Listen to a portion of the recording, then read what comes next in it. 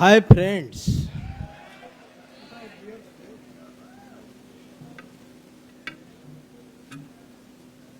हे असं बोलल्यावर मारते,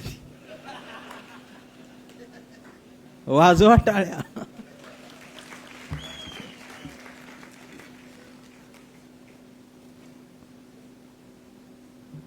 कपडे पांढरे, मी दिसायला काळा, आज खांद्यावर पिवळा, काल निळा, परवा भगवा. अनेक जण म्हणतील हे कुठं कुठं जाते, पण मनात तिरंगा आहे आणि तो कायम राहणार आहे. साहेबांचं भाषण असं झालंय, मी लिहून देतो. आता ते त्यातलं तेवढंच कट करून करून तुम्हाला हिंदू विरोधी घोषित करणार, आणि त्यात ते एक नंबर आहेत.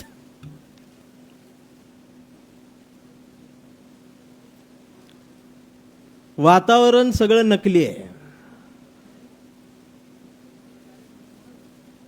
यात खरं काय,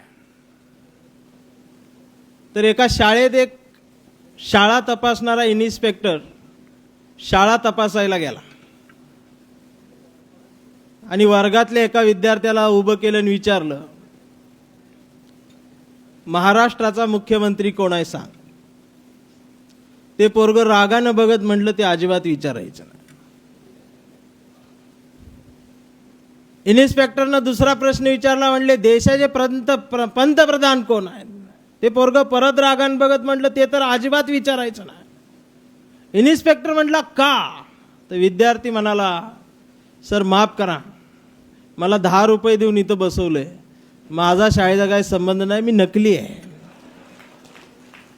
इन्स्पेक्टर चिडला, म्हणले शिक्षक कुठं आहेत. शिक्षकांना बोलवून आणलं, म्हणले सर विद्यार्थी नकली का. तर शिक्षक म्हणाले, सर त्याला 10 दिलेत, मला 100 ठेवले, मी पण नकली आहे. इन्स्पेक्टर चिडला, म्हणले हेडमास्टर कुठं आहे. हेडमास्टर बाजूलाच लपले होते. ते हात जोडून पुढे आले, ते म्हटले मला तर काहीच विचारू नका, त्याला 10 दिले, त्याला 100 दिले, माझं पद मोठं आहे, मला 500वर ठेवलंय, मी आज पहिल्यांदा शाळा बघितली, मी यांच्यापेक्षा जास्त नकली आहे. इन्स्पेक्टर म्हटला इथं सगळं नकली सुरू आहे, तुम्हाला दंड भरावा लागेल. हेडमास्टर म्हणले त्याची तयारी करून ठेवलेली आहे, किती द्यायचं तेवढं सांगा. हेडमास्टर म्हणले 50,000 रुपये दंड होईल, पण पावती मिळणार नाही म्हटले. हेडमास्टरनं 50,000 रुपये काढले, हातात दिले. इन्स्पेक्टरनं पैसे मोजले, खिशात ठेवले. इन्स्पेक्टर हसत म्हणला, बरं झालं मी होतो म्हणून 50,000 ऐकलं, खरोखरचा आला असता तर गणित 5 लाखाच्या वर गेला असतं, मी पण नकलीच आहे. तर हेडमास्टर परत हसले, म्हटले काय झालं. अहो म्हटले जिथं शाळा नकली, विद्यार्थी नकली, मी नकली, शिक्षक नकली, तुम्ही नकली, तुम्हाला आता ज्या नोटा दिल्या त्या तरी कशा खऱ्या असतील. या नकली चाललेल्या आजच्या वातावरणात या देशात खरं काय असेल तर ते या देशाचं संविधान आहे. आणि संविधानाच्या चौकटीत बसून जी मागणी हा ओबी समाज करतोय ती त्यांनी पूर्ण केली पाहिजे. पण सध्या तुम्ही आम्ही सगळेच कट्टर आहोत. हे इतके कट्टर झालोय की माझी सुद्धा सर मी 10 वर्ष जात लपवून ठेवली हो, पण यांनी हुडकून काढलीच. पण तरी मी झाकून ठेवतोच, कारण मी सीझननुसार जात बदलतो. ज्या महापुरुषाची जयंती येईल मी त्या जातीचा. या महिन्यात मी मातंग आहे, अण्णाभाऊंची जयंती सुरू आहे. समोरच्यांनीच वाटून घेतल्यावर मी काय करू.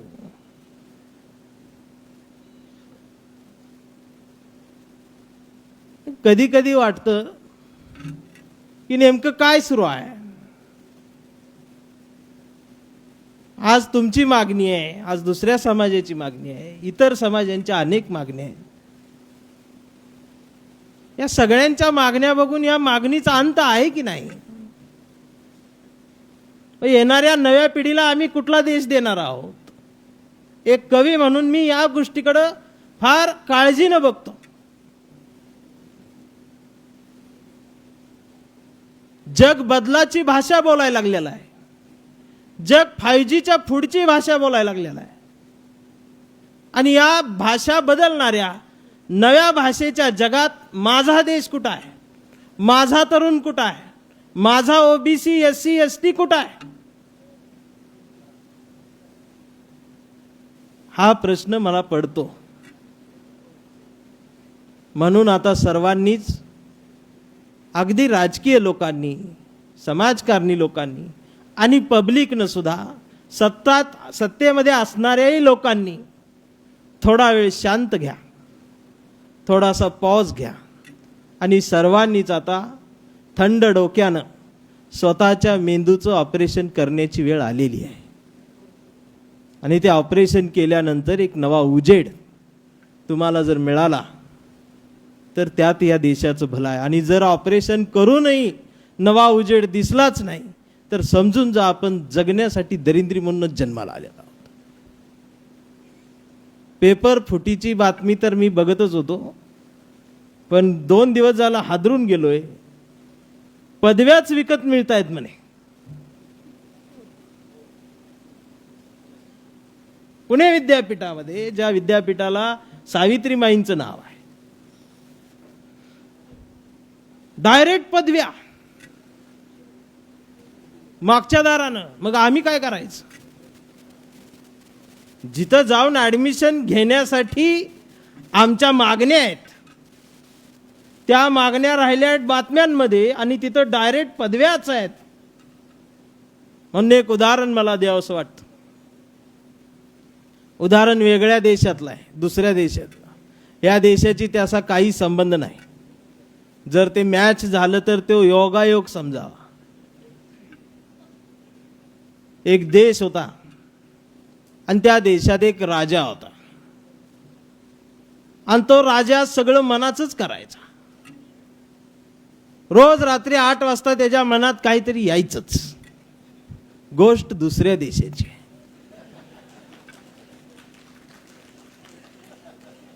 त्याच्या 8 वाजता मनात आली देशाचा BP वाढायचा.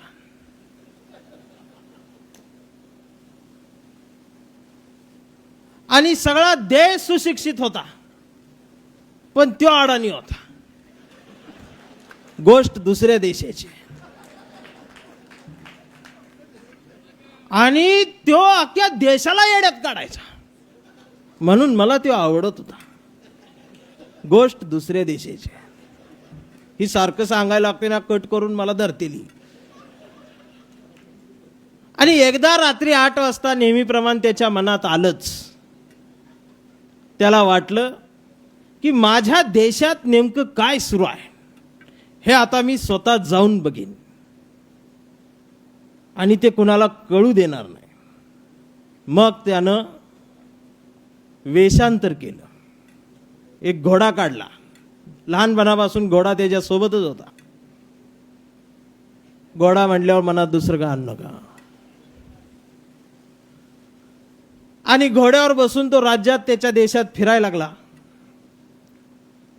आणि फिरता फिरता एका चौकात त्याला एक दुकान दिसलं आणि त्या दुकानावर लिहिलेलं होतं, येथे पदव्या विकत मिळतील. राजाला आश्चर्य वाटलं आणि आनंदही झाला. म्हटलं माझ्या देशात पदव्या विकत मिळतात. तसं तर राजाकडे कुठली पदवी बी नव्हती. त्यालाही पदवी पाहिजेच होती. गोष्ट दुसऱ्या देशातली. राजा दुकानाजवळ गेला. घोडा थांबवला. राजानं घोडा बाजूला उभा केला. घोड्यावरून उतरला. राजा खिडकीत आला. खिडकीत ती व्यक्ती बसली होती, दुकानदार. राजानं विचारलं, पदव्या विकत मिळतायत, खरं आहे का? तर व्यक्तीनं डायरेक्ट ते चार्टच पुढं ठेवला, मेनू कार्ड. त्यावर लिहिलं होतं SSC 10,000 रुपये, HSC 20,000 रुपये, BA 30,000 रुपये, MA 40,000 रुपये आणि सगळ्या पदव्या विकत घेतल्या तर PhD फ्री मिळेल. राजाकडे पैसा होता, त्यानं त्याची झोळी काढली, झोळीतून पैसे काढले, पैसे ठेवले. राजानं सगळ्या पदव्या विकत घेतल्या आणि एका मिनिटात राजा पदवीधर झाला. गोष्ट दुसऱ्या देशातली. आणि पदवीधर झाल्यानंतर राजा बदलला, घोड्याजवळ आला. आजपर्यंत घोड्याला मित्र म्हणणारा राजा अचानक हाय फ्रेंड्स म्हटला. गोष्ट दुसऱ्या देशातली. घोड्यानं पण तिरकी नजर करून बघितली, म्हणले आज वेगळं काय. आणि राजा घोड्यावर बसला आणि घोड्याला टाच मारली. नेहमीप्रमाणे घोड्याला टाच मारली, पण घोडा नेहमीप्रमाणे पुढं गेलाच नाही. राजा बराच प्रयत्न करायला लागला, घोडा जागचा हलनाच. राजानं घोड्याला मारून बघितलं, पण घोडा पायच उचलत नव्हता. आणि बराच वेळ प्रयत्न करून झाल्यानंतर राजानं विचार केला आणि विचार केल्यावर त्याच्या लक्षात आलं, कदाचित घोडा माझ्यावर रुसला असेल. लहानपणापासून सोबत असणारा हा घोडा आज अचानक मी पदवीधर झालो आणि घोडं तसंच राहिलं.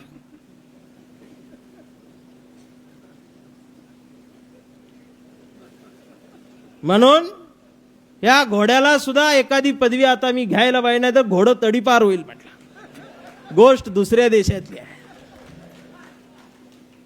राजा पुन्हा घोड्यावरून उतरला, पुन्हा खिडकीत गेला आणि त्या व्यक्तीला म्हणाला, साहेब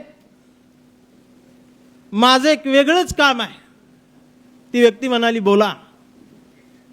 लहानपणापासून माझ्यासोबत माझं घोडं सुद्धा मोठं झालं, पण आज मी सगळ्या पदव्या घेतल्या, मी पदवीधर झालो, डॉक्टरेट झालो, पण घोडं तसंच राहिलं.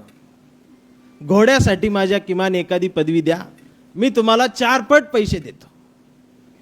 त्यावर त्या खिडकीतल्या व्यक्तीनं उत्तर दिलं. त्या व्यक्तीने दिलेलं उत्तर या देशातल्या व्यवस्थेला समर्पक उत्तर आहे. ती व्यक्ती म्हणाली, साहेब माफ करा, आम्ही घोड्यांना नाही गाढवांना पदव्या विकतो. आणि गाढव पदवीधर झालेला हा देश आम्हाला बघायला मिळायला लागला. मग मला या शिक्षण व्यवस्थेवरती भाष्य करताना आठवतात आमचे कर्मवीर भाऊराव पाटील. बहुजनांच्या पोरांना मांडीवर घेऊन 12 खडीची अक्षरांशी ओळख करून देणारे भाऊराव पाटील, मुला मुलींना छातीला कवटाळून शिक्षण देणारे आमचे साने गुरुजी या शिक्षण व्यवस्थेमधल्या. आणि बायकोच्या गळ्यातलं मंगळसूत्र घाण ठेवून विद्यार्थ्यांना पुरणपोळीचा घास भरवणारे सुद्धा याच महाराष्ट्रातले माटे गुरुजी सुद्धा इथंच आम्ही निर्माण केले. पण आता भाऊरावांच्या जागी शिष्यवृत्ती लाटणारे खाऊराव आलेत, सानेंच्या जागी आता माने आलेत, आणि माटे गुरुजींच्या जागी चौकात चौकात दुकान उभं करणारे गावकरांचे मोठे आणि चाटे सुद्धा इथंच निर्माण झालेले आहेत. आम्ही जगायचं कसं, शिकायचं कसं, हा प्रश्न आमच्या समोर उभा राहिला. कारण आमच्या मेंदूमध्ये शिक्षणाचा ध्यास नाही, बुद्धीमध्ये ज्ञानाचा वास नाही. अडाणी नाही आम्ही थोडेफार शिकलो, 1ली ते 10वी रोज प्रतिज्ञा बोललो, भारत माझा देश आहे. काही नाही, सगळे पोलिओचे डोस जेव्हा आम्हाला कळत सुद्धा नव्हतं तेव्हापासून पितो आहे. भारत माझा देश आहे. इथं येऊन बघा, प्रत्येकाच्या तोंडाला फेस आहे. सारे भारतीय माझे बांधव आहेत, कौरवांनाही लाजवतील असे चारा खाऊ पांडव आहेत. विस्तवासारख्या दंगली होतात, इथं प्रत्येक हाताला काम आहे. कारण बाबरीच्या ढिगाऱ्यावरती आता चोरीला गेलेला राम आहे. भाकरी मागणाऱ्यांचा, आरक्षण मागणाऱ्यांचा, जनगणना मागणाऱ्यांचा, ओबीसींचा हा देश एकाकी पडत चालला आहे आणि जगाच्या नकाशात हा खरा देश रडत चालला आहे. हा देश हसवायचा असेल तर तुम्हाला मनगट आवळली पाहिजे. हा देश पुन्हा फुलवायचा असेल तर तुम्हाला एकत्रित यावं लागेल. पक्षाच्या पलीकडे जाऊन, जाती धर्माच्या पलीकडे जाऊन, रंगांच्या पलीकडे जाऊन तिरंग्याकडे आता आमच्या नजरा वळल्या पाहिजेत. अरे हा देश आहे आणि या देशाची व्याख्या आम्ही बदलून टाकली आहे. 20 वर्षानंतर आम्हीच कसे सत्तेत राहू हा विचार या देशाला पोखरू पाहणार आहे. 20 वर्षानंतर माझ्या देशातला तरुण, आज असलेला झेन झी, उद्याची येणारी झेन अल्फा, ही जगाच्या भविष्यामध्ये आम्ही कुठं असणार आहोत असा विचार करणारी सत्ताधाऱ्यांची आणि विरोधकांची मीटिंगच देश स्वातंत्र्य झाल्यापासून इथं बसली नाही. ही खंत आहे. आणि म्हणून अशी तरुण पोरं आमच्या उमेशदादांसारखी काहीतरी करू पाहत आहे. यात पण निगेटिव्हपणा लय असतो आमच्यात SC OBC मध्ये. कोण म्हणतोच कशाला मंडल यात्रा काढली आणि कशाला एवढे जिल्हे पाहिजे, कशाला तिथं जर भाषण ठेवले आणि हे काय होणार आहे का आणि तसं काय होणार आहे का. कायम निगेटिव्ह असली जास्त आहेत. माझा एक मित्र असाच होता, कायम निगेटिव्ह. कविता उभीच का लिहिली, आडवी का नाही लिहिली, भिंत सरळच का बांधली, तिरकी का नाही बांधली, कायम आडवं लावायचं. आणि नेमकं त्याचं नाव विकास होतं.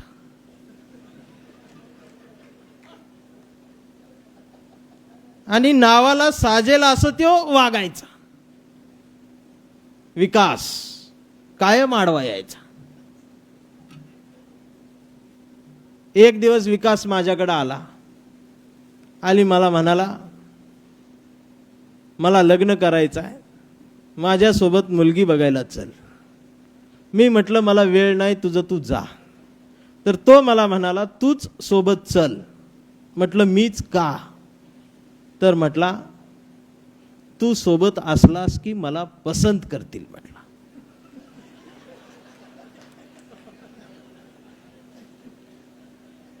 म्हणून मग मी त्याच्या सोबत गेलो. मित्र वनव्यामध्ये गारव्यासारखा, पण इथं गारव्यामध्ये मी वनव्यासारखा. तर मुलगी इकडं विदर्भामध्ये होती, यवतमाळ जिल्ह्यात. आम्ही महाराष्ट्र एक्सप्रेसनं आलो. विदर्भ सुरू झाला, ते खिडकीत बसलो होतो आणि सगळा इकडं विदर्भातला कापूस त्याला दिसायला लागला रानातला. आम्ही आजपर्यंत पश्चिम महाराष्ट्रात ऊसच बघितलेला. अचानक डोळ्यासमोरून हिरवं गेलं आणि पांढरं सुरू झालं. आणि एवढा कापूस बघितल्यानंतर विकासच्या डोक्यात प्रश्न आलाच. त्यानं मला विचारलंच, एवढ्या कापसाचं काय करायचं. मी म्हटलं आपल्याला काय करायचंय, तू चल. पण ते खिडकीत बघायचा, कापूस दिसायचा आणि मला जोरात विचारायचा, एवढ्या कापसाचं काय करायचं. मी खिडकीच बंद करून टाकली आणि विकासाला दिसायचं बंद झालं. मग आम्ही मुलीच्या घरी आलो. तर मुलीचे वडीलही शेतकरी होते. त्यांनी दारात सगळा रानातला कापूस आणून दारातच ठेवला होता. दारात एवढा कापूस बघितल्यावर परत याच्या डोक्यात प्रश्न आलाच. त्यानं मला विचारलंच, एवढ्या कापसाच काय करायचं. अरे म्हटलं तुला काय करायचं आहे, आपण मुलगी बघायला आलोय, मुलगी बघू चल. आम्ही मुलगी बघायला बसलो. मुलगी समोर बसली आणि मुलीच्या चुलत्यानं आम्हाला सांगितलं, म्हणजे मुलीला काही विचारायचं असेल तर विचारा. तर यानं बाहेर दारातून वाकून बघितलं आणि मुलीकडे हात करत बघत म्हटला, ते जाऊ दे, एवढ्या कापसाच काय करायचं त्या आधी सांगा म्हणला. मला डोकं आउट झाले. मग त्यांच्या लक्षात आलं याची रेंज गेली. आम्हाला हाकलून दिलं. आम्ही गावी आलो, घरी गेलो. घरच्यांनी विचारलं, विकास मुलगी कशी वाटली. विकास म्हटला आई ती जाऊ दे, कापसाच काय करायचं ते आधी सांगा. आणि त्याच्या डोक्यात ते एवढं बसलं, ते जोरात ओरडला कापसाचं काय करायचं. आणि ते जोरात ओरडल्यामुळं त्याच्या ते मेंदूची एक नस चकोप झाली, ते रक्ताची गाठ होऊन तिथंच अडकली आणि ते कापसातच थांबलं. आणि तो वेडा झाला आणि तो फक्त एकाच विषयावर बडबड करू लागला, कापसाच काय करायचं, कापसाच काय करायचं. घरच्यांनी तो नाद सोडून दिला, म्हटले आता झाला संपला. मग गावभर तो फिरायला लागला, दाढी वाढली, केस वाढले. आणि मग चौकात तो एका झाडाखाली आमच्या बसायचा गावात. शाळेची मुलं चिडवायची, सगळं गाव हसायचं. आणि आमचा एक हॉटेलवाला रोज राहिलेले भजी घरी जाताना त्याला खायला देऊन जायचा. मग ते दररोज भजी खाऊनच जगायचं. परवा सहज त्याला असे भजी खायला दिले, ते भजी खात बसलं. त्या पेपरमध्ये भजी दिले होते, वर्तमान पेपराच्या रद्दीत. आणि त्या दिवशी तो पेपरमध्ये भजी खाता खाता त्यानं शेवटचा भजी तोंडात टाकला आणि त्या पेपरच्या तुकड्यात त्या दिवशी बातमी होती, कापूस जळून राख झाला.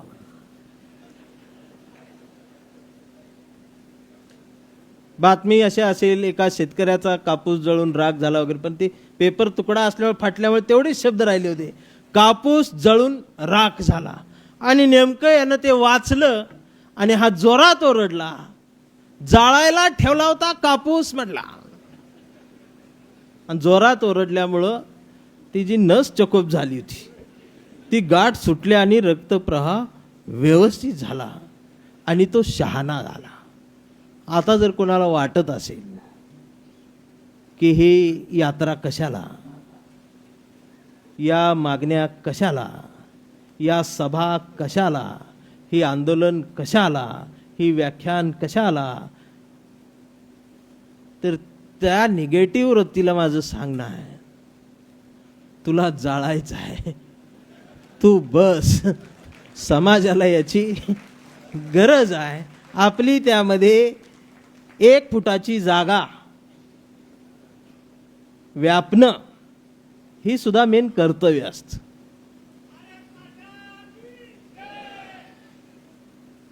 आणि 1 फुटाची जागा प्रत्येकानं व्यापल्यानंतर झुरळं काय करतात हे जंतर मंतरनं या देशाला दाखवून दिलेलं आहे. म्हणून आता जरा थोडंसं थांबा आणि बघा या देशात काय सुरू आहे. मगाशी साहेबांनी फार महत्वाचा मुद्दा मांडला, बागेश्वर बाबा. मला गंमतच वाटते, हल्लीचे संत रील कसे काय बनवतात, रील बनवतात आणि 8 दिवस ते प्रवचन चालू असतं. प्रवचनाचा विषय असतो आई वडिलांना सांभाळा. आणि या एका विषयावर ते 8 दिवस बोलत असत. ते बोलणारे बिरडत असतं आणि ऐकणारे बिरडत असतात आणि कॅमेरे फक्त डोळे टिपतो. आम्ही संत तुकडोजी बाबांची ग्रामगीता सोडली, गाडगे बाबांचा खराटा टाकला आणि बागेश्वर बाबाचा दरबार धरला. आणि बागेश्वर बाबाचा दरबार धरला की खरात बोट तोडतो. कॅप्टन खरात 10वी नापास आणि त्यानं कलेक्टरचं, डॉक्टरचं, इंजिनियरचं बोट तोडलं. ते चिंचेमधला चिचुका खाऊन आम्ही फेकायचो.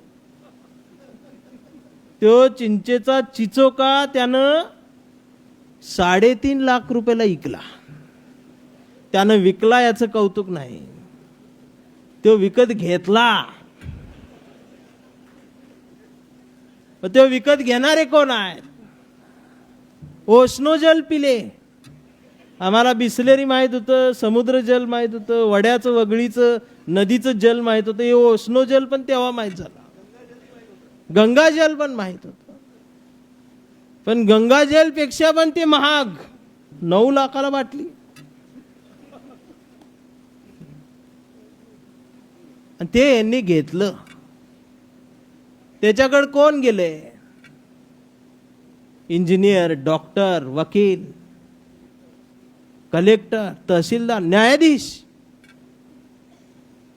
गवंडी, सुतार, पेंटर, शेतकरी नाही गेला त्याच्याकडे.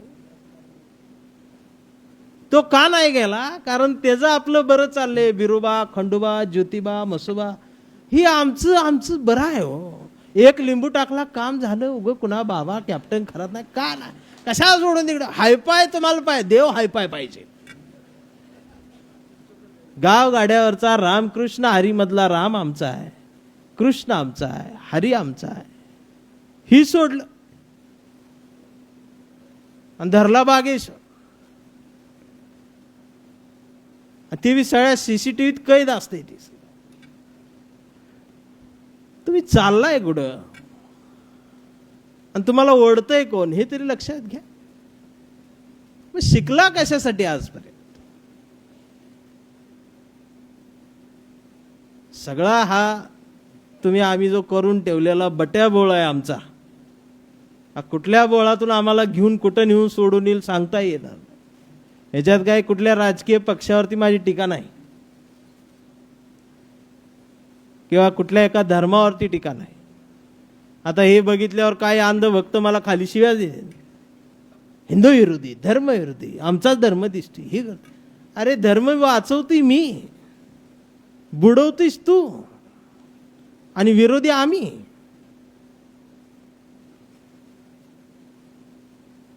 या सगळ्या ह्याच्यातून आम्ही पुढे जातोय.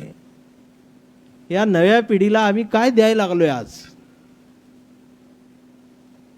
कट्टर छत्रपती शिवराय आमचेच, बाबासाहेब आमचेच, अण्णाभाऊ आमचेच. मग ते तसं म्हणताय म्हणून मी मग त्या जातीचा होतोय. मला पण जयंती आल्यावर फोन येतातच.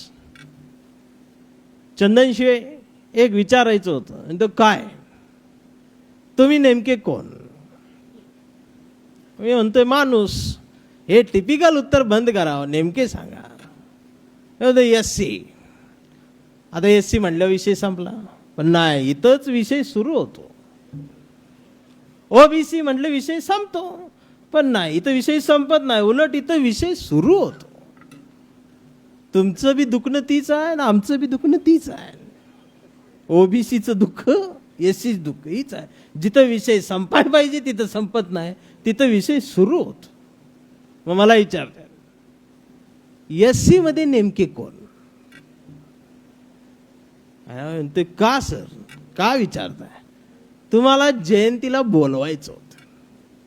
मी म्हणतोय कुठल्या जयंतीला?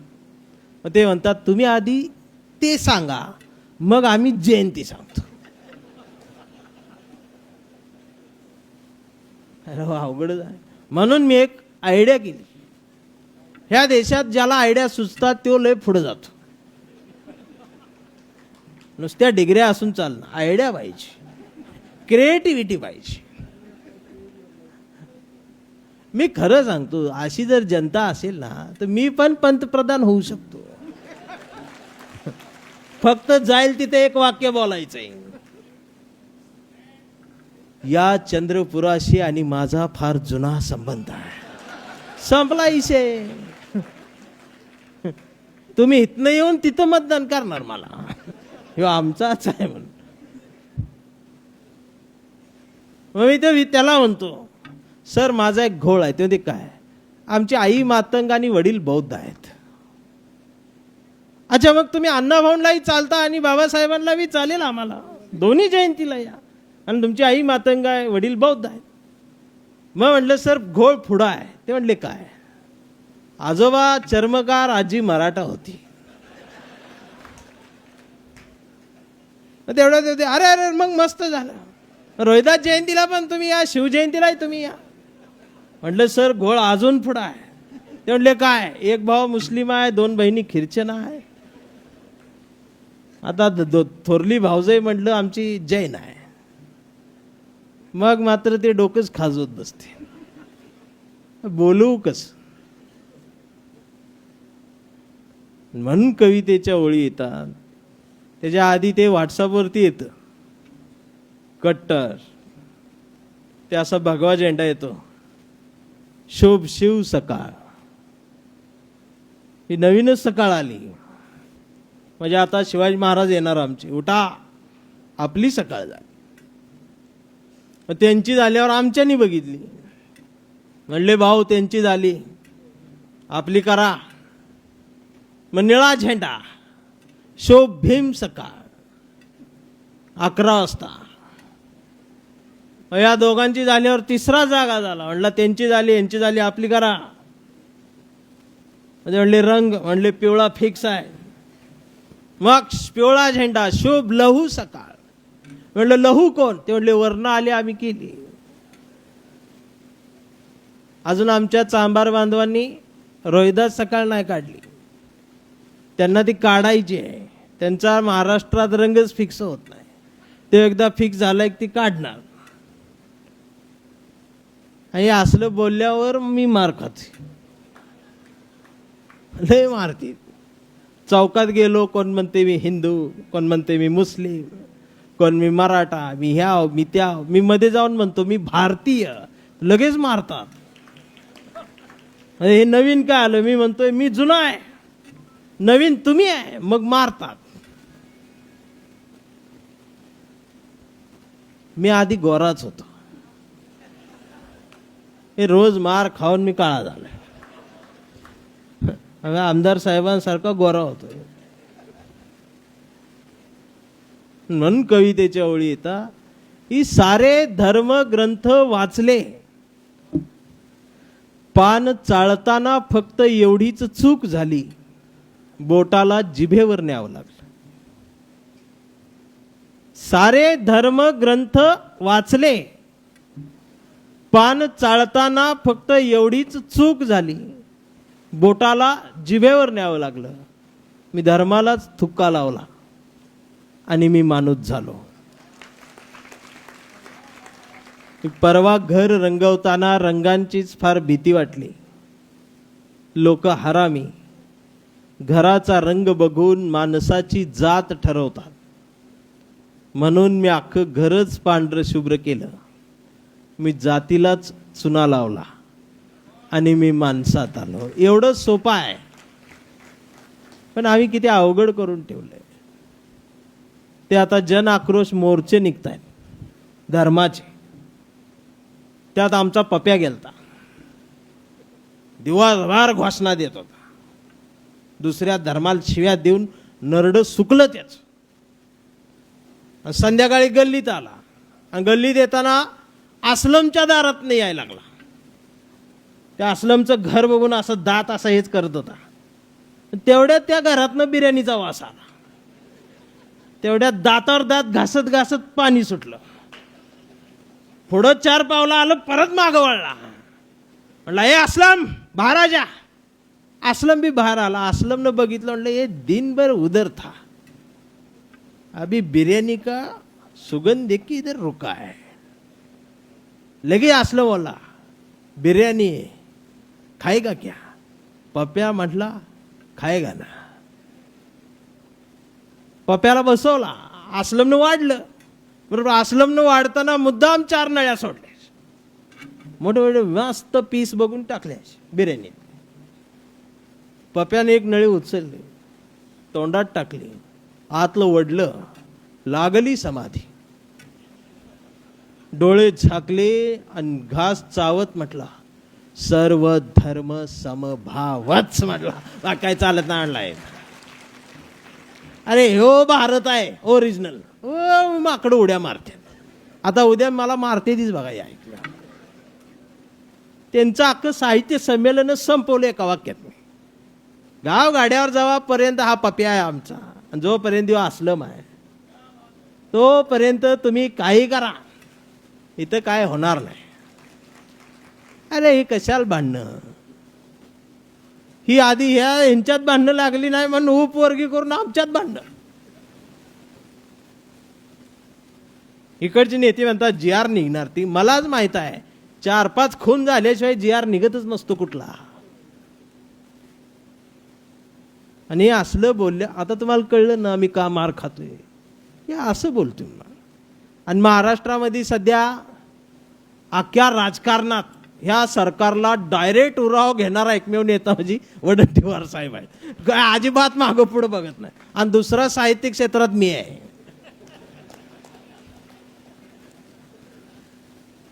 म्हणून त्यांचा मी फॅन आहे.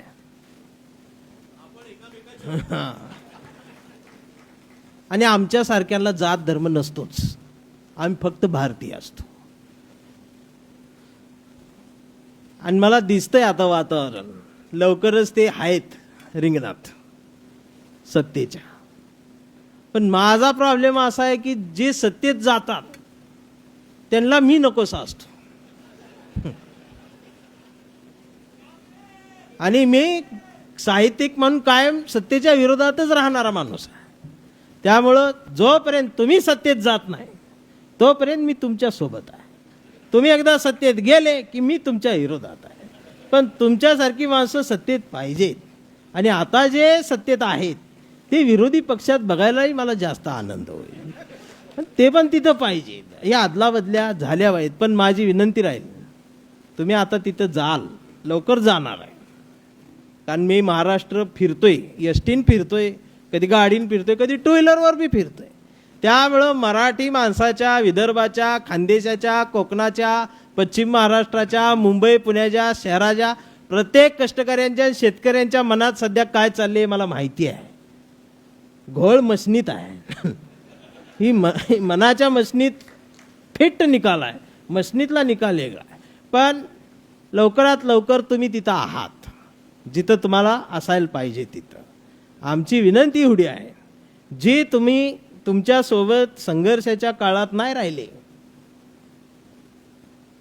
तिकडं गेले, ते वारं बदलले की इकडे येतात. आणि मग ह्या तरुण नेत्यांचं आमच्या अवघड होतं. म्हणजे सरकार कुठलंही असो, मंत्री हो हायच नांदेडचं, कुणी असो, पण साहेब आहेतच. आता नाही पाहिजे. आता या नव्या पोरांना आता तुम्ही राजकारणामध्ये संधी द्या. कारण साहेब मी खरं सांगतो, ओबीसीचा महाराष्ट्रामध्ये तरुण राजकारणातला चेहरा अजून आम्ही तयार केलेला नाही. कोण आहे? तुम्ही आम्ही नसणार आहोत. 20-25 हे आम्ही मान्य केलं पाहिजे. काळाच्या पटलावर आपण निघून जाणार आहोत. आपला पणजोबा होता, त्या पणजोबाचा इतिहास आपण सांगतोय. पण आपण सुद्धा कधीतरी कुणाचे तरी पणजोबा म्हणून फोटोत जाणार आहोत. हे आपण सर्वांनी मान्य करा. आज मिळालेलं भोगणं आणि हातून गेलेलं हिसकावून घेणं एवढंच राजकारण नसावं. म्हणून तुकडोजी बाबांची ग्रामगीता घेऊन राजकारण्यांनी राजकारण करावं आणि गाडगेबाबाचा खराटा घेऊन समाजकारण्यांनी समाजकारण करावं. महाराष्ट्र स्वच्छ झाल्याशिवाय राहणार नाही. आणि बोलणाऱ्यानं तुकोबांच्या मांडीवर बसून बोलावं, ऐकणाऱ्यांनी रायगडाच्या पायरीवर बसून ऐकावं. आणि रायगडाच्या पायरीवर बसून ऐकलं तरच सावित्रीनं फळ्यावर गिरवलेल्या अक्षरांचा अर्थ कळत असतो. आणि तेव्हा चवदार तळ्यातल्या पाण्याची चव समजून येत असते. हा एवढा सुंदर आमचा महाराष्ट्र आणि हा देश आहे. पण राजकारण वेगळंच आहे. मला मगाशी विनंती करण्यात आली की एक राजकीय कविता माझी आहे ती सादर करा, आणि त्यानंतर कांबळे घेऊन मी थांबणार आहे. कविता आहे, राजकीय कविता आहे. आजच्या विषयाच्या वेगळी आहे. इथं सगळ्या पक्षाच्या आहेत, त्यामुळं जरी असतील तरी त्या प्रत्येक कडव्यात प्रत्येक पक्षावर टीका आहे. त्यामुळे पहिल्या कडव्यात जर तुमच्यावर टीका झाली तर दम धरा. पुढच्या कडव्यात दुसरा आहे. तर इथं चंद्रपूरला आल्यावर एक सुंदर मुलगी रडत बसली होती. तिला मी जाऊन विचारलं, म्हटलं का रडती येत आहे? तर ती म्हणली माझा बॉयफ्रेंड हरवलाय, 8 दिवस झालं सापडत नाही. ती म्हणली त्याला खूप शोधतीये पण तो सापडत नाही, कुठं असेल? आणि मग मी विचार करायला लागलो की आजचा कार्यकर्ता तरुण कुठं असेल. तर त्याचा शोध घेता घेता ही सापडलेली कविता आहे. असेल तो इथंच कुठेतरी असेल, असेल तो इथंच कुठेतरी असेल, सकाळी सकाळी भोंग्यावर हनुमान चाळीसा म्हणत असेल. सकाळी सकाळी भोंग्यावर हनुमान चाळीसा म्हणत असेल आणि हनुमान चाळीसा म्हणता म्हणता तो कट्टर हिंदू झाला असेल. असेल तो इथंच कुठेतरी असेल आणि कट्टर हिंदू होऊन तो मातोश्रीवर गेला असेल आणि मातोश्रीवर धनुष्यबाण खेळत खेळत हळूच गुवाहाटीला पळाला असेल. असेल तो इथंच कुठेतरी असेल. गुवाहाटीला गेल्यावर झाडी डोंगर हाटील बघून मोहरला असेल, बहरला असेल आणि 50 खोके एकदम ओकेच्या घोषणा ऐकून तो गोंधळला असेल. असेल तो इथंच कुठेतरी असेल. तो परत आला असेल, त्यानं मशाल पेटवली असेल, कोणी तुतारी वाजवली असेल, पण मला धरून नेतील का, मला पकडून नेतील का, माझी चौकशी होईल का, मला अटक करतील का, या भीतीनं तो कमळाच्या फुलात लपला असेल. असेल तो इथंच कुठेतरी असेल. मग कमळाच्या पाकळ्यांनी सुद्धा त्याचा आवळून आवळून पार रस काढला असेल आणि आयुष्यातला सगळा रस निघून गेल्यावर त्याची दाढी वाढली असेल आणि मग त्याला भारत दिसला असेल आणि मग तो हळूच भारत जोडोच्या यात्रेत गेला असेल. पण इथं नेमकं चालायचं कुणासाठी आणि कुठंपर्यंत हीच त्याला कळत नसेल आणि त्यानं हळूच नांदेडमध्येच हात सोडला असेल. असेल तो इथंच कुठेतरी असेल. चालता चालता त्याचं लक्ष घड्याळाकडे गेला असेल, वेळ कळली असेल. पण इथं काकाजवळ थांबू का पुतण्याच्या आठवणीत जगू हीच त्याला कळत नसेल. असेल तो इथंच कुठेतरी असेल. शेवटी सगळ्याच प्रमुख पक्षांचं दार ठोठवून झाल्यावर आपल्याला कुठंच न्याय मिळत नाही हे बघून तो अन्यायाविरुद्ध चिडला असेल. मग त्याला बाबासाहेब आठवले असतील आणि तो हळूच RPI मध्ये गेला असेल. पण RPI मध्ये गेल्यावर त्याच्याच अध्यक्षाच्या कविता ऐकून त्याच्याच अध्यक्षाच्या कविता ऐकून त्याला वंचित झाल्यासारखं वाटलं असेल. असेल तो इथंच कुठेतरी असेल. मग त्या मुलीला म्हटलं, आमचा मंडल आयोगचा म्हटलं यात्रेचा आज समारोप आहे, इंदिरा गांधी हॉलला तो आला असेल, कोपऱ्यात कुठेतरी बसला असेल आणि म्हटलं वडट्टीवार साहेबाचं भाषण ऐकून तो पक्का माणूस आणि OBC बनला असेल. मग त्याला इथं हरवत देऊ नका. पब्लिक बघून काळ बघून माझ्या कवितेत बदल होत असतो. आणि माझं पण दुकान आहे. माणसं कुणी काही विकतात, लोक देश विकतात. मग मी माझे 4 शब्द विकले तर बिघडलं कुठं? त्याच्यावर अजून खाली आमच्या साहित्यांमध्ये समीक्षक माझ्यावर टीका करतात, ह्या कवीची विचारधारा ठाम नाही, ह्यो एका ठिकाणी रमत नाही. मला मान्य आहे माझी विचारधारा ठाम नाही, पण मला जे दिसतंय त्याला काय गरजेचं आहे मला कळतंय. मुळात हा भारतच एकावरती ठाम नाही, कारण हा भारत विविधतेने नटलेल्या परंपरांचा देश आहे. त्यामुळं जी जास्त नटलेली परंपरा असेल मी तसा नटणार. हा भारत आहे. उगाच आम्हाला एका ह्याच्यात अडकून ठेवू नका. मी जयंतीत बी आहे, मी गणपतीत बी आहे, मी नवरात्रीमध्ये बी आहे, मी दिवाळी पहाटला बी आहे. त्यामुळं कुणीतरी म्हणतं हे आमचं होतं गेलं की, आम्ही कुणाचंच नाही. मी फक्त माझ्या बायकोचा, माझ्या पोरांचा, राहिलो तर गावकीचा भावकीचा, असं माझं बरं चाललंय साहेब. आज सांगून धंदा केल्यावर बरा. लोक तुम्हाला दाखवतात एक, करतात एक, असलं तर मी नाही करत. आता बरेच जण म्हणतील ह्याला वापरून फेकून देतील. मग मला ज्यांनी वापरायचं त्यांनी वापरा, माझा वापर करून घ्या, मी त्यासाठीच बसलोय.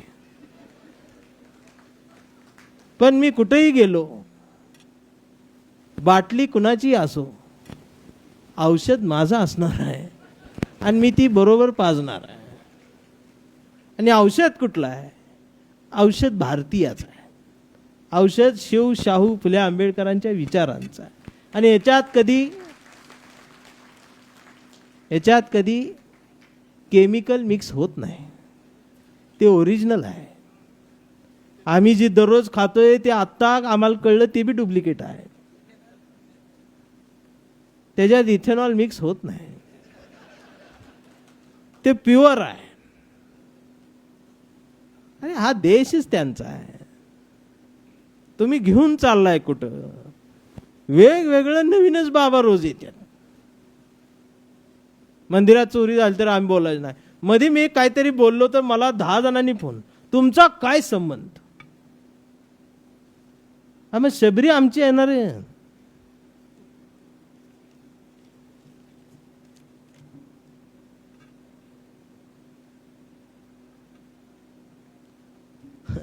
ज्या वयात यायला पाहिजे होत्या चिठ्ठ्या त्या वयात आल्या नाहीत, म्हणून मी या विद्रोही कविता लिहायला लागलो.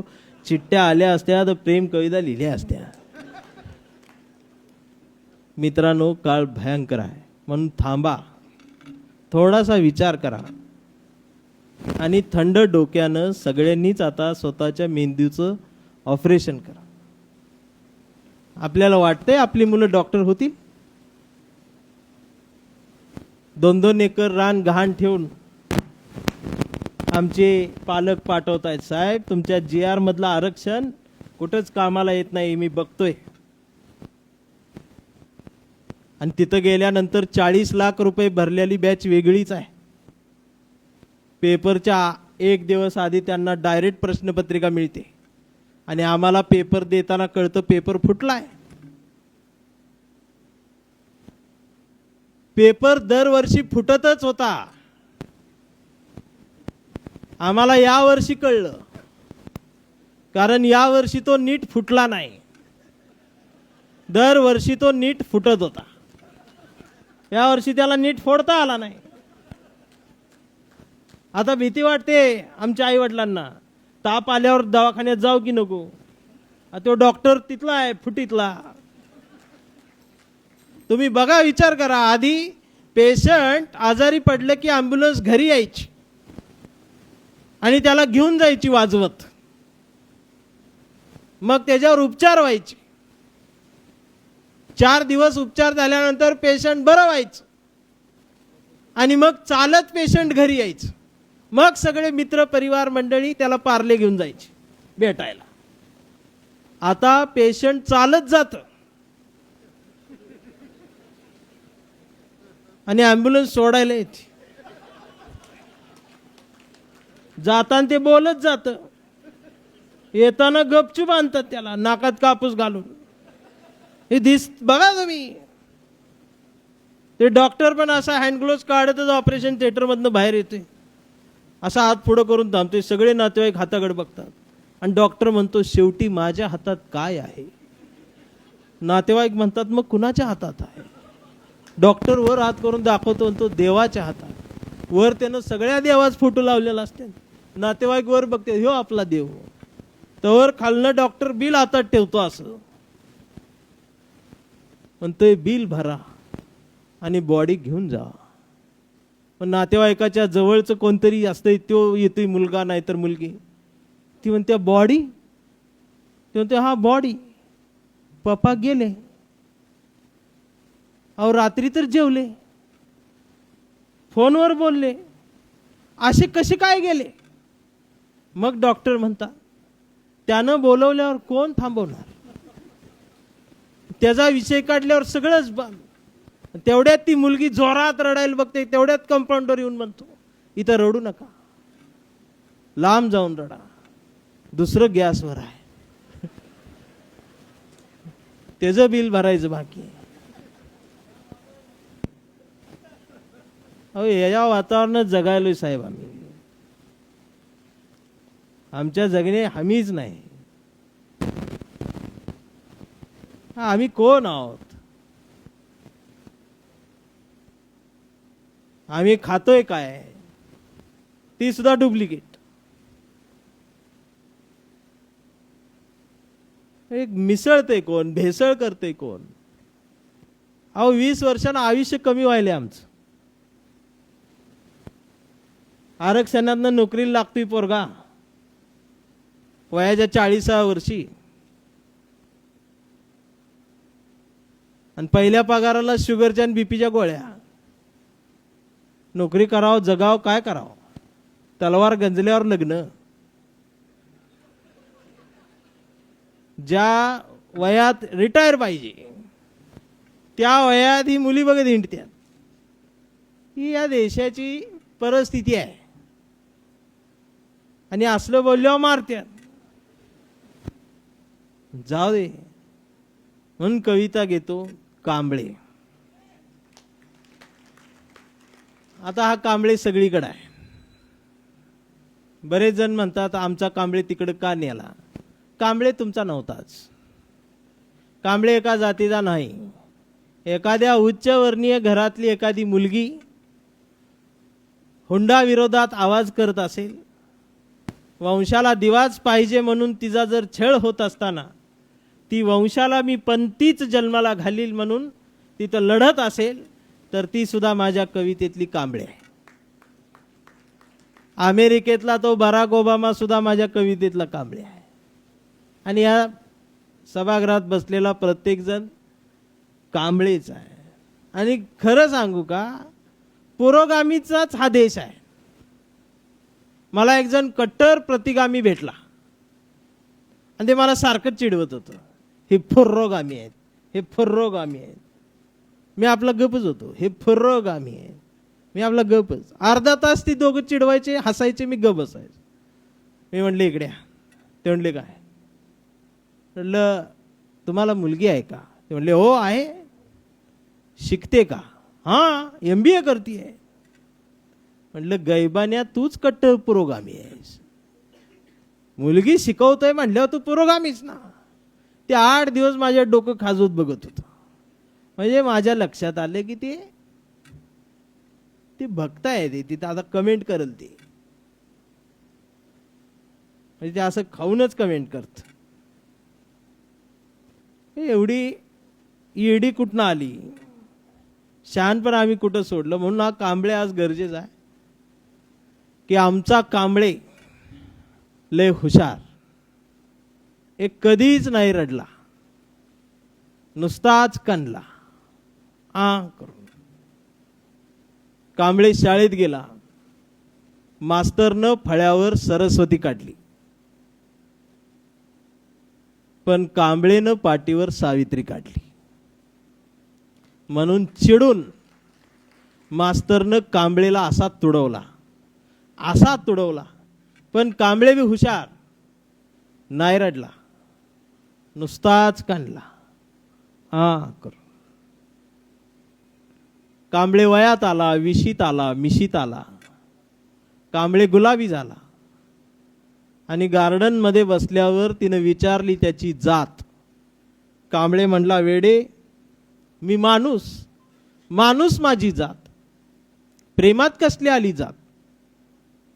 तिनं पण कोपऱ्यात नेऊन कांबळेला असा तुडवला, असा तुडवला.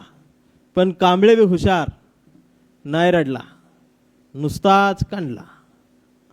करून कांबळेचं लग्न ठरलं. घरचे म्हणाले मुहूर्त पहा. कांबळे म्हणला जमत नाही, महात्मा फुले वाचा. नातेवाईक म्हणले सत्यनारायण. कांबळे म्हणला पटत नाही, बाबासाहेब वाचा.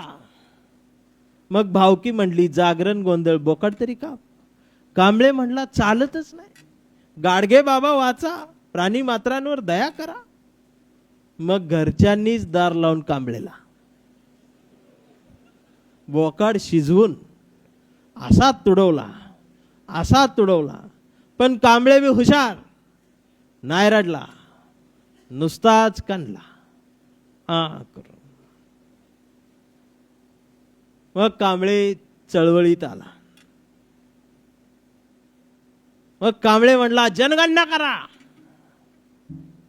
एवढ्या वर्ष का थांबवून ठेवल्या? आणि सगळ्यांनी एकत्रित या, जात सोडून ओबीसी म्हणून एकत्रित या, एससी म्हणून एकत्रित या, माणूस म्हणून एकत्रित या. दिवसभर बोंबलत राहिला. मग संध्याकाळी सगळे एकत्रित आले आणि एकत्रित येऊन कांबळेला असा तुडवला. मग याला कळलं ही तुडवायला एकत्रित आले, जोडायला नाही आले, तुडवायला आले. पण कांबळे नाही रडला. आता उमेश दादा किती खळखळून हसला बघा. ते रोज भुगते. अनिल डाके सगळे संयोजक आहेत, ते सगळ्याला एकत्रित या या या म्हणतात, पण ही तुडवते. कांबळे नाही रडला, नुसताच कणला. मग ते कांबळेचा मुलगा ते रीलवर वाया गेला, मोबाईलवर. असं ते रीलवर बघत बघत त्याला चळवळीचं काहीतरी दिसलं. आणि परवा कांबळेच्या मुलानं कांबळेला विचारलं, डॅडा, फुले शाहू आंबेडकर कोण डॅडा? ही संविधान भानगड काय डॅडा? मंडल कमिशन म्हणजे काय डॅडा? आणि छत्रपती शिवाजी महाराज खरंच जन्माला आले होते का डॅडा? आता मात्र कांबळे पियटला. अरे म्हटला, गावभर पेरलं आणि घरातच नाही उगवलं. मग त्यानं दार लावून पोरालाच असा तुडवला. पण चिरंजीव कांबळे बी हुशार, तो पण नाही रडला, तो डबल कणला करून. मग याच्या लक्षात आलं DNA मधनं ही डबल गेलं. विचार ही पुस्तकातनं जात असतात. आणि आता कांबळेला सगळ्या समाजानं वेडं ठरवलंय. सामाजिक अदृश्य एक हॉस्पिटल आहे जिथे ही असली माणसं पाठवली जातात. आता कांबळे त्या वेड्यांच्या दवाखान्यात आहे. कांबळे वेड्यासारखं मानवतेच्या घोषणा देतोय. कांबळे वेड्यासारखं भारतीय व्हा म्हणून जगतोय. कांबळे वेड्यासारखं नव्या भाषेची, नव्या जगाची ओळख करून देऊ पाहतोय. कांबळे विज्ञानवादाकडे घेऊन जाऊ पाहतोय. पण कांबळेच्या एका हातात कुठल्या रंगाचा झेंडा नाही. कांबळेच्या हातात या देशाचा तिरंगा आणि मांडीवर संविधान त्यानं उघडून ठेवलंय. पण डॉक्टर सुद्धा कांबळेला शॉक देऊन तुडवताय. पण कांबळे नाही रडत, ते नुसताच कंती करून. हा कांबळे जोपर्यंत जिवंत आहे तोपर्यंत भारतीय जिवंत आहे. हा कांबळे जोपर्यंत जिवंत आहे तोपर्यंत आमचे शिव, शाहू, फुले, आंबेडकर आणि हा पुरोगामी विचार या देशातला कुणी हलवू शकणार नाही. आणि संविधानाला कुणी जर हात लावायचा प्रयत्न केला तर तिथं पहिल्यांदा मी जाऊन फक्त तिथं मिसळीन त्यांच्यात. आणि मी मिसळल्यावर सगळाच अंधार होतो, ब्लॅकच सगळं. कुठल्याही रंगात मी मिसळलं तर ते ब्लॅक होतं, हे लक्षात ठेवा. आणि मी डार्क आहे त्यामुळे गायब करून टाकीन. संविधानाला हात लावणाऱ्यांसाठी आहे. म्हणून जाता जाता एवढंच म्हणीन. माझ्या बायकोने एक मला सांगितले, मला त्या सोशल मीडियामधलं साहेब काही कळत नाही, बायकून सांगत असती रोज बोंबलं हिंडताय, शेवटला एवढं सांगत जावा. तिनं सांगितलंय तसं. फेसबुकवरती माझं नितीन चंदनशिवे नावानं अधिकृत पेज आहे. यूट्यूबवरती चॅनेल आहे. इंस्टाग्रामवर पण पेज आहे. माझ्या बायकून सांगितले तसं ते लाईक करा, शेअर करा, कमेंट करा, फॉलो करा, सबस्क्राईब करा. ते माझं काय करायची करा, नाहीतर राहू दे. पण महात्मा फुलेंना सबस्क्राईब करा, छत्रपती शिवाजी महाराजांना फॉलो करा, बाबासाहेबांना कमेंट करा, नाहीतर खरात धरल. कधी कधी वाटतं साहेब खरात सुद्धा समाजात पाहिजेत. तुमचं आमचं कोण ऐकत नाही. एवढं सांगून मी उद्या जाते तीच बघा. म्हणून खरात बरोबर पाहिजेच. आणि तो दरवर्षी गावला पाहिजे. हे असलं बोलल्यावर मारतात. म्हणून एवढ्या सुंदर आयोजकांनी केले. मी या आयोजकांचं मनापासून कौतुक करतो की सगळेच झोपलेले असतात असं वाटत असताना कोणीतरी जागा असतं म्हणून अजून देश लोकशाहीच्या उंबरठ्यावर थांबलेला आहे. तो हुकुमशहांच्या हातात न जाऊ देता पुन्हा लोकशाहीच्या रिंगणात आणण्याचं काम आपल्या सर्वांना करावं लागेल. आणि म्हणून मी जाता जाता एवढंच म्हणेन की आभारांचे भार कशाला, सत्कारांचे हार कशाला, मनात एक घरटं बांधूया या देशाचं, या देशाच्या घरट्याला दार कशाला, झुळझुळत्या या कष्टकऱ्यांच्या झऱ्याला आपल्याही जगण्याचं पाणी देत राहूया, मिनमिनत्या या उजेडाच्या दिव्याला आपल्याही संघर्षाचा उजेड देत राहूया. आणि जोपर्यंत मंडल आयोग यात्रा आणि हा मोर्चा आणि हे आंदोलन तुमच्या आमच्या मनाला साथ घालत राहील, त्याला आयुष्यभर कायम प्रतिसाद देत राहा. एवढं बोलून थांबतो. धन्यवाद. आभारी.